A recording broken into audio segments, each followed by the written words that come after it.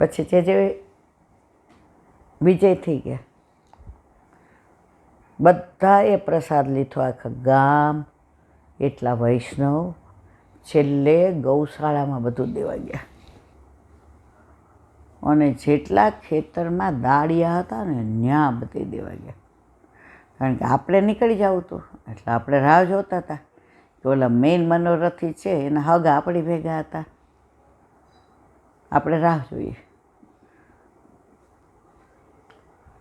ગયા, આપણે ગાડીમાં બેઠા. ઓલા એક જ વાક્ય કીધું, એ કે જેની દ્રષ્ટિ ના પડી હોત ને આમાં આ પ્રસાદ ઉપર તો આટલા વૈષ્ણવ પ્રસાદ ના લે. ખાલી એમણે એટલું જ કહ્યું, જોઈ લઉં, લાવો ને. અરે આ તો કેટલા બધા વૈષ્ણવ પ્રસાદ લ્યો છે. સામર્થ્ય જુઓ. આ ચમત્કાર નથી પણ વૈષ્ણવના સુખનું વિચાર. અત્યારે વલ્લભના પ્રાગટ્યના દિવસો છે એટલે ઘણાય મને ફોન કરીને કહે, ઘણાય મારી યારે સરસ વાતો કરે, પણ અમુક વસ્તુ પ્રગટ કરે રસ જાય. ન ગામનું નામ દેવાય ન વ્યક્તિનું નામ દેવાય. આજે કેટલા બધા વૈષ્ણવ એવા, આપણે બધાને એનાઉન્સ કરેલું છે કે તાપ બહુ છે, બધાને ડિહાઈડ્રેશનનો પ્રોબ્લેમ છે, મહેરબાની કરીને કોઈ આવશો નહીં. આપણને એ લોકોના સુખનો વિચાર, એ લોકોને આપણી તબિયતની ચિંતા.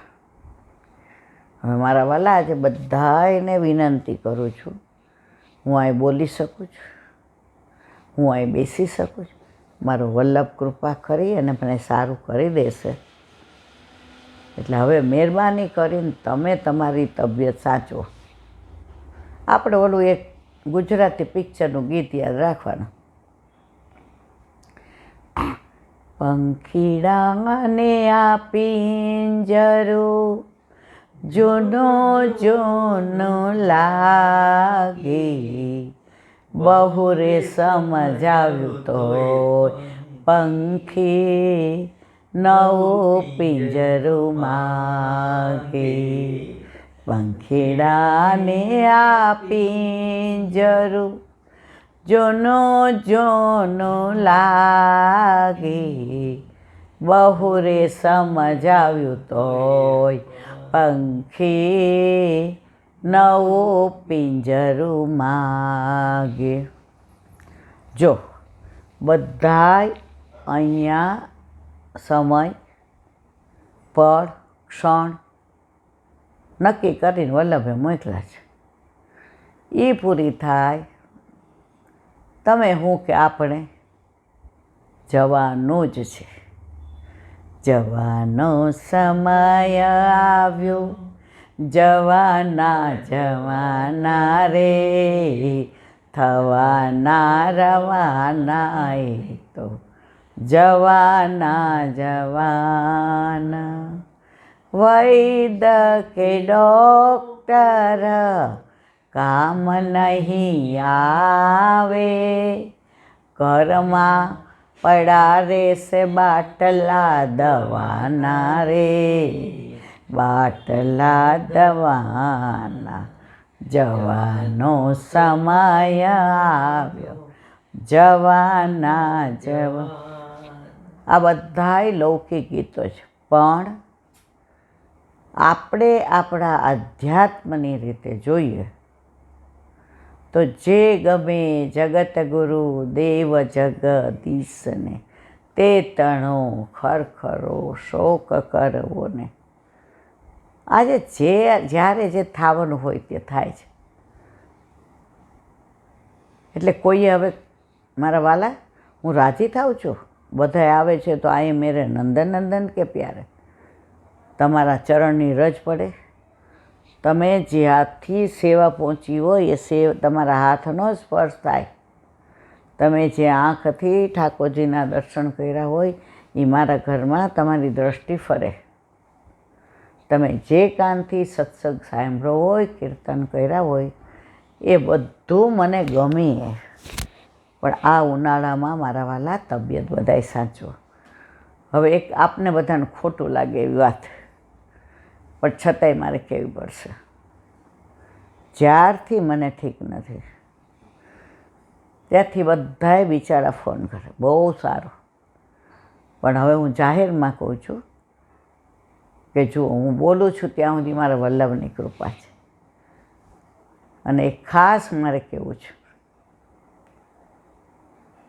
ફોરેનના વૈષ્ણવ એમને ત્યાં રાત પડે અને આપણે ત્યાં સવાર પડે, એટલે એ લોકો અમુક એવા વ્યર્થ પ્રશ્નો પૂછે. 11 ક્યારે છે? અમારે સામક્રિયા કરી હતી, હવે ગ્રહણ આવ્યું, ધરાવાય કે ના થાય. જુઓ મારા વાલા,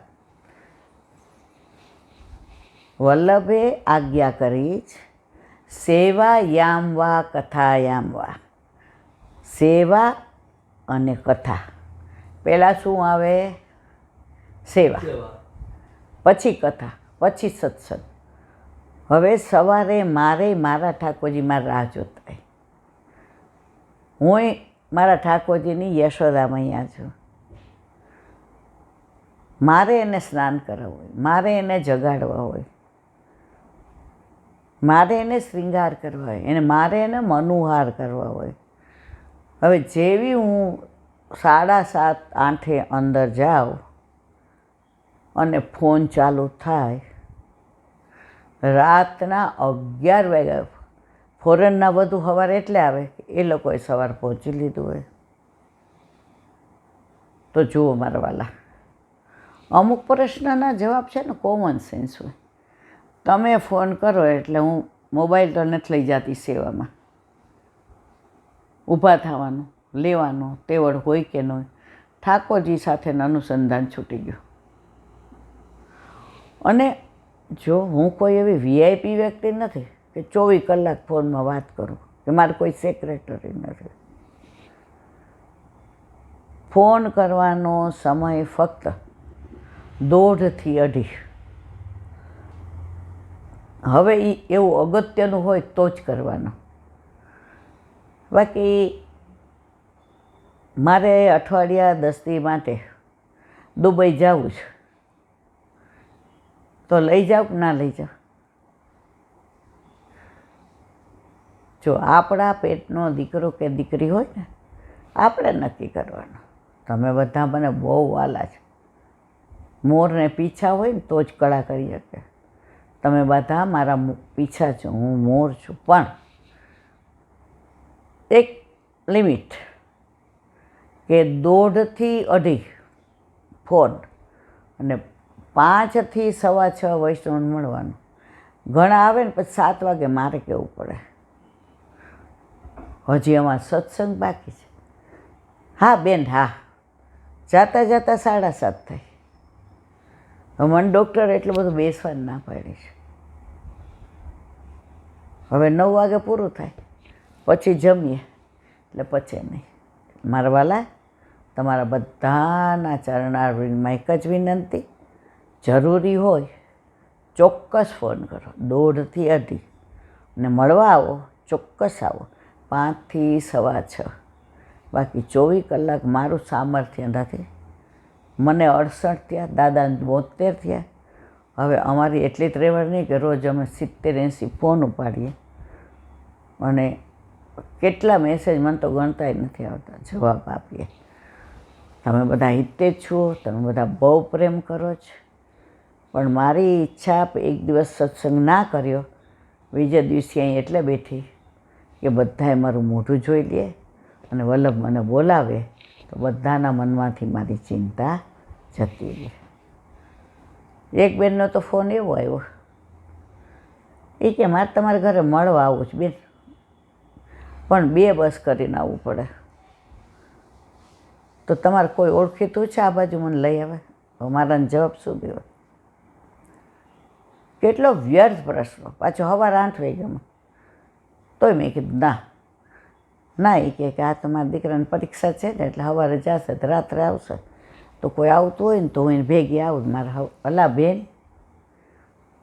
ને મારા વાલા જરૂરી હોય ચોક્કસ પૂછો. હું બહુ રાજી છું, હું પુષ્ટ છું તમારાથી, પણ વ્યર્થ આવા વાણી વિલાસ ના કરો. બોલો વલ્લભાધીશ. હવે એક નાની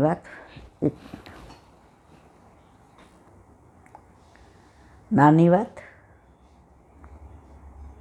દિવ્ય ભાસ્કરમાં દર ગુરુવારે ધર્મ દર્શન આવે છે.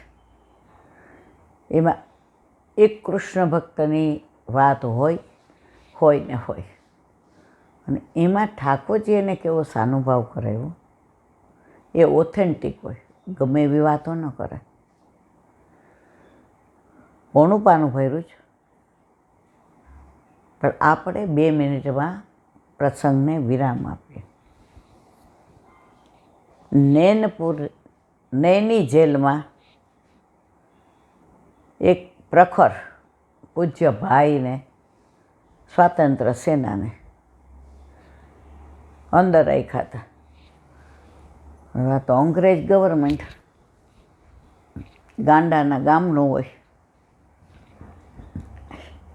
કારણ વિનાના કે આ બધાને ટ્રાન્સફર કરી દો. હવે નૈની જેલમાંથી ને ગોરખપુર, ના બીજું ત્યાં હું ભૂલી ગઈ, વચ્ચે ગોરખપુર સ્ટેશન આવે. જો નામમાં ભૂલ થાય તો માફ કરજો, દિવ્ય ભાસ્કર છે, આ બધું ઓથેન્ટિક છે. હું મારી જાતે કોઈ વાર્તા નથી બનાવતી, હું લેખકે નથી ને કવિ નથી. એટલે હવે ઓચિંતાનું અને અંગ્રેજોને મોકલવા એટલે ટ્રેનની કાંઈ ટિકિટની જરૂર નહીં. હળ બધાને બેહાડી દીધા. હવે એમાં મોટા ભાઈ હતા, એની ભેગા બધાય સ્વાતંત્ર્ય સેનાને. હવે એણે ગોરખપુર પ્રેસના head of the department Krishnadas Rai, કે હું નામ બોલી ગઈ, એ બહુ ભગવદીય. ગીતા પ્રેસ ગોરખપુરમાં આપણો એવો છે, જેણે આપણી ભારતીય ધાર્મિક સંસ્કૃતિને ગ્રંથો દ્વારા જીવિત રાખી છે. જ્યારે કોઈ આપણા ગ્રંથો નહોતું લખતું અંગ્રેજોના સમયમાં, ત્યારે આપણે નસીબદાર છીએ કે આ ધાર્મિક સંસ્કૃતિને જીવિત રાખવાવાળા નામ હમણાં યાદ આવે એટલે કહું. હવે પહેલાં ફોન નહોતા, પહેલાં આવી કાંઈ વ્યવસ્થા જ નહોતી. એટલે આમણે મોટા ભાઈ પૂજ્ય મોટાએ જેવા જેલમાં હતા ને સમાચાર આવ્યા ને એટલે તાર કરી દીધો. કોને? ગોરખપુરના પ્રેસના માલિક કે જે હોય તે, કૃષ્ણદાસ રાય કે બધા દિવ્ય ભાસ્કરમાં જોઈ લેજો મારવાલા. હવે તાર મળ્યો, પહેલાં કાંઈ આટલું ફાસ્ટ નહોતું બધું, 4:45.